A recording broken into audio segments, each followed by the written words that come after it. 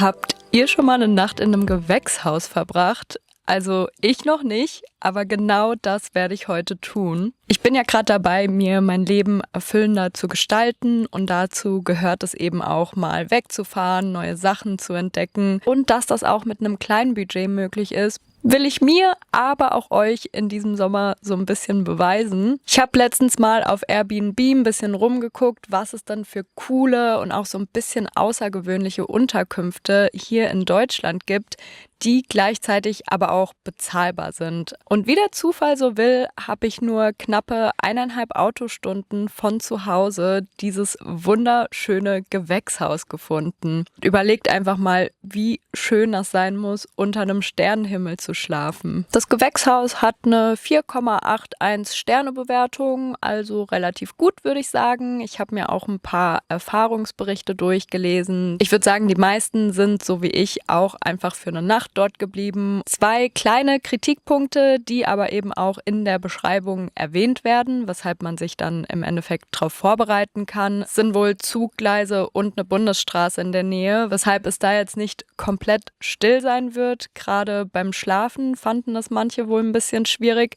Ich bin mal gespannt, weil ich bin ja schon ein bisschen geräuschempfindlich, aber ich habe das Gefühl, wenn ich es weiß und dadurch mental vorbereitet bin, dass es dann nicht so schlimm für mich wird. Und der zweite Punkt ist, wenn den ganzen Tag die Sonne brutzelt, dann heizt sich dieses Gewächshaus natürlich ordentlich auf, weshalb man sich dann tagsüber wohl eher nicht da drin aufhalten kann. Ich hatte jetzt allerdings auch nicht vor, den ganzen Tag in diesem Gewächshaus zu sitzen. Und solange es dann abends wieder ein bisschen runterkühlt, ist das für mich auch vollkommen fein. Ich habe heute auch richtig Glück mit dem Wetter. Also ich bin so happy, weil ich hatte die ganze Zeit Angst, was, wenn es die 2 Tage komplett regnen wird. Aber heute, es ist einfach warm, die Sonne scheint. Besser geht's eigentlich nicht. Und weil ich jetzt noch knapp 2 Stunden bis zum Check-in habe, bin ich hier auf so einen Weinberg-Wanderungsparkplatz gefahren und werde jetzt hier in der Gegend einfach mal eine kleine Runde wandern gehen.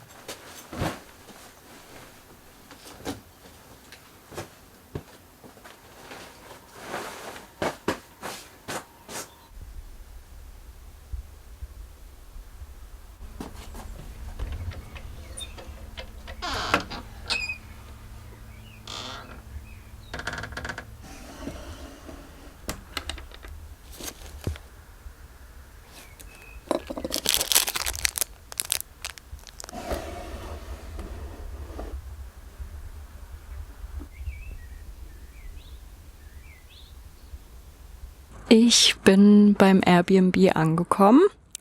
Das Gewächshaus ist echt so süß, wie es auch auf den Bildern aussieht. Es ist nicht ganz so abgelegen, wie ich es mir vorgestellt habe. Hier auf dem Gelände wohnen tatsächlich auch ein paar Leute. Ich habe jetzt nicht viele getroffen bisher und die waren alle super nett. Mir wurde sogar angeboten, dass ich von denen Erdbeeren pflücken darf, was ich später auch sicherlich noch tun werde. Es gibt hier auch einen kleinen Weiher, wo man theoretisch drin baden darf. Es stand aber auch schon in der Beschreibung, wenn einen die Fische nicht stören. Ich habe da jetzt irgendwie an so kleine Mini-Fische gedacht, aber tatsächlich handelt es sich eher um solche Karpfen. Nicht, dass ich jetzt Angst habe, dass die mir was tun, aber irgendwie weiß ich nicht, ob ich jetzt mit denen zusammen da schwimmen möchte. Ich hatte überlegt, vielleicht an einen Badesee hier in der Gegend zu fahren. Allerdings ist es jetzt auch relativ bewölkt und windig, weshalb das jetzt glaube ich, nicht so viel Sinn macht. Im Gewächshaus ist es wie erwartet noch relativ warm, weshalb ich das ein bisschen durchlüften lasse noch. Aber ich habe auch, glaube ich, meinen Lieblingsplatz hier auf dem Grundstück gefunden.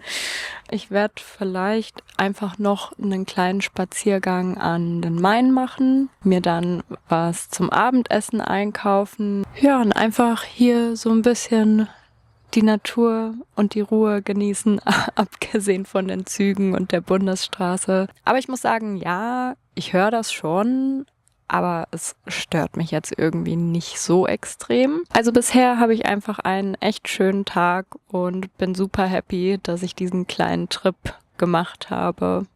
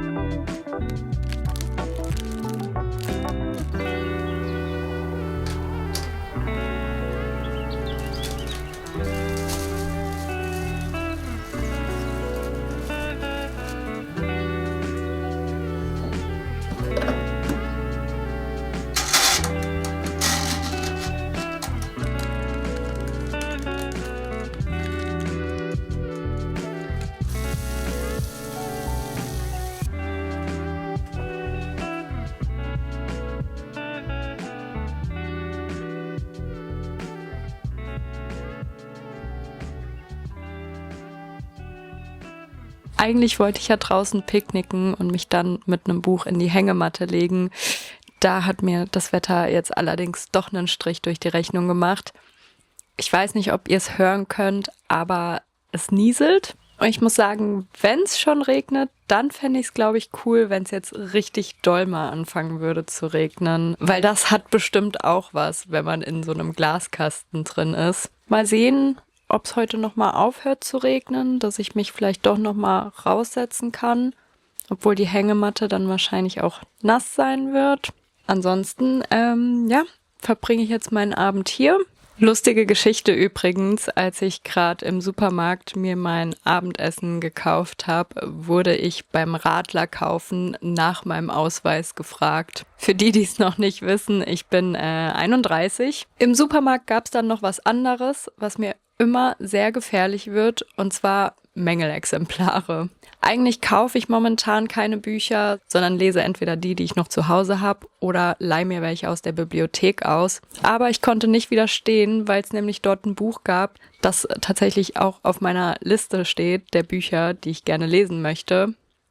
Und das ist nämlich das hier, das Retreat von Sarah Pearse. Natürlich ein Thriller. Was anderes lese ich aktuell meistens ja nicht. Dann habe ich noch dieses Buch gefunden, Perfect Secret. Und weil das so ähnlich aussah, dachte ich, komm, nehme ich das auch noch mit. Ursprünglich habe ich aber das Buch eingepackt, um es hier zu lesen. Mystic Lake heißt das. Ich fand das irgendwie passend für so einen Outdoor-Trip. Ich habe ja jetzt genug Zeit quasi, um zu lesen. Ich habe mir auch auf mein iPad 2 Filme runtergeladen, wo ich dachte, dass diese Gewächshausstimmung irgendwie ganz gut passt. Das ist einmal Mein Nachbar Totoro, also ein Studio Ghibli-Klassiker. Und das andere ist Twilight. Mal schauen, wonach mir dann später eher der Sinn steht.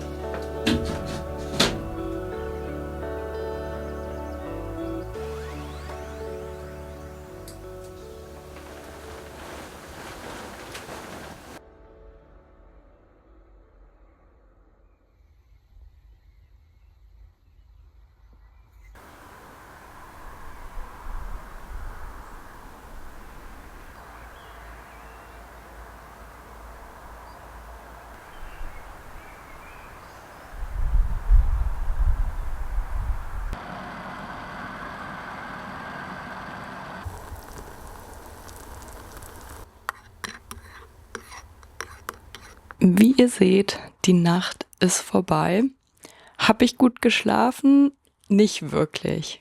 Also ich bin relativ schnell eingeschlafen. Das Problem war eher, dass ich zwischendrin immer mal wieder aufgewacht bin und gerade dann so ab 4 Uhr morgens, wo es langsam schon anfing hell zu werden, echt Schwierigkeiten hatte, wieder einzuschlafen. Ich habe aber auch mal gehört, dass wenn man woanders übernachtet, die eine Hälfte vom Gehirn wach bleibt, um auf Gefahren vorbereitet zu sein. Und dann dachte ich mir, okay, wenn man so in einem Glashaus in der Wildnis schläft, vielleicht ist dann einfach noch ein etwas größerer Teil des Gehirns aktiv. Aber ja, ich fände es jetzt auch nicht schlimm, mal eine Nacht nicht so gut geschlafen zu haben. Dafür war es echt eine einzigartige Erfahrung. Ich konnte es leider nicht so gut auf Kamera aufnehmen, weil dafür sind meine Kameras zu schlecht. Aber ich konnte dann gestern Abend tatsächlich auch noch den Sternenhimmel sehen. Das war wirklich sehr schön. Ich glaube, es war sogar ein Punkt auf meiner Bucketlist, unter dem Sternenhimmel zu schlafen. Ich glaube, ich habe mir das damals zwar ein bisschen anders vorgestellt, aber ich finde, ich darf es trotzdem abhaken. Ich habe mir jetzt gerade einen Kaffee gemacht, leider schwarz, weil ich hier keine Milch ungekühlt rumstehen lassen wollte. Den werde ich jetzt ganz in Ruhe trinken und auch wenn ich dann noch ein bisschen Zeit bis zum Checkout hätte, mich wahrscheinlich trotzdem langsam auf die Socken machen, weil es ist grau, es ist kalt, draußen ist alles nass und ja, muss ja jetzt auch hier nicht meine Zeit absitzen. Ich hatte auf jeden Fall einen richtig coolen Tag gestern. Ich bin sehr froh, dass ich es gemacht habe. Es hat einfach was. Es ist einfach cool irgendwie.